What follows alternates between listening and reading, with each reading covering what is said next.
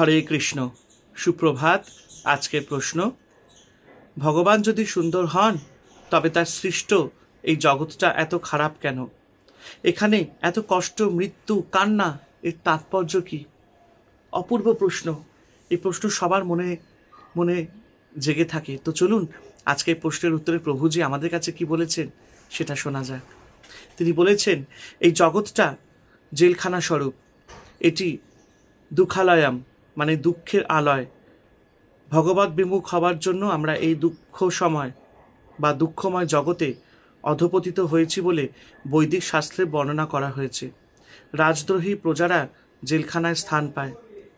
জেলখানা শাস্তি, উদ্বেগ ও কষ্ট পাওয়ার জন্যই তৈরি হয়েছে। সরকার জেলখানা তৈরি করেছে বলে সরকার ভালো নয়, এই রূপ ভাবাটাই বোকামি।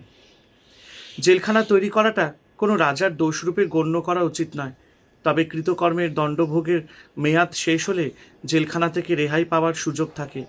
পুনরায় অপরাধমূলক কর্ম করলে পুনরায় জেলখানাতেই গতি হবে। কিন্তু বুদ্ধিমান ব্যক্তি বারে বারে জড়জাগতিক দুঃখ কষ্ট লাভ করতে চাইবেন না। তাই তারা ভগবত ভক্তি অনুশীলন করে এই জেলখানা স্বরূপ দুঃখময় জগৎ থেকে উত্তীর্ণ হয়ে পরমানন্দময় ভগবত ধামে উন্নীত হওয়ার জন্য সযত্ন প্রয়াস করেন। বাহ! হরে কৃষ্ণ কৃষ্ণ কৃষ্ণ হরে হরে, হরে রাম রাম রাম হরে হরে।